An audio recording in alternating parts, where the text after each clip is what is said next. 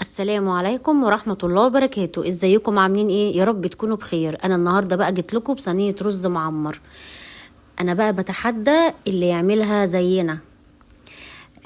طبعا بقى هنجهز كيلو رز، بس تكون حباية محترمة يعني بنت ناس متربية ومغسولة، فاحنا هننقعها بس. نقعناها 6 ساعات في التلاجة. طبعا اللي بيتكلموا ريا وسكينة. بعد ما نقعناها 6 ساعات في التلاجة هنصفيها وننزل بيها في صينية، يعني تاخدها مرتاحة، تاخد كيلو رز مرتاح. على فكرة احنا 5 أفراد، الصينية خلصت على طول لأنها تحفة.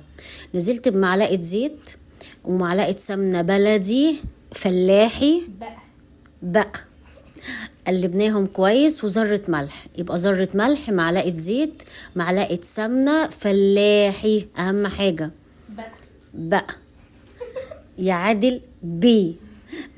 قلبناهم كويس مع بعض. بعد كده بقى هنجيب ايه؟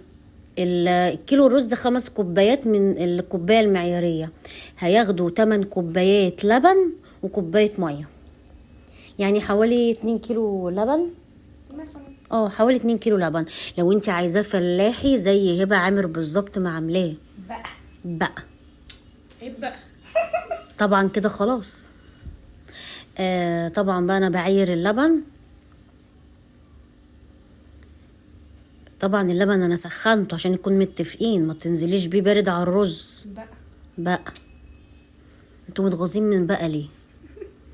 طب في كده قلبناهم كويس مع بعض يعادل بيه. دوبنا السكر كويس. 9 كوبايات يعتبر 8 لبن كوباية مية، دوبناهم مع كوبايتين ونص سكر.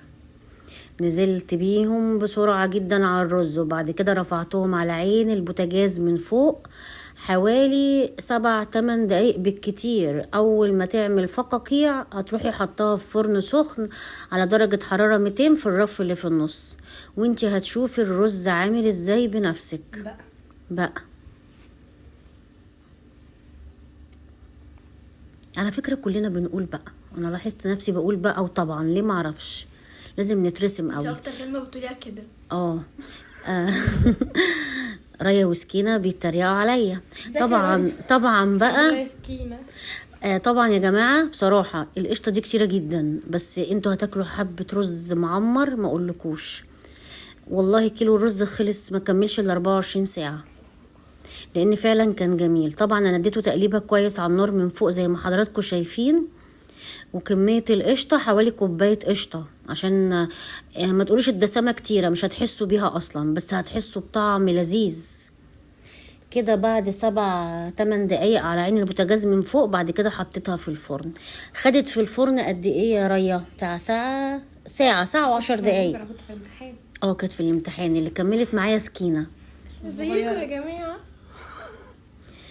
انا مش عارفه انا بجيب راس خروف ولا ايه يا جدعان، انا مالي بعمل كده ليه؟ طبعا بقى بقطع القطعه زي ما انتم شايفين. ايه رايكم؟ تورتايه كانت حلوه قوي قوي قوي. يا ريتكم تجربوها عشان تتدفوا زي حالتنا. كانت نفسي اشوف اللحظه دي. بابا اللي كل اللحظه دي. كلوها سخنه كده عشان بتبقى تحفه قوي.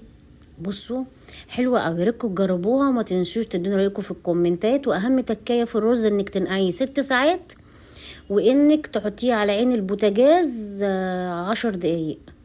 انا اسفه للتسجيل الرخم بتاع النهارده عشان كان معايا ريا وسكينه. اذا عجبكم الفيديو لايك وشير واشتراك في القناه، والسلام عليكم ورحمه الله وبركاته.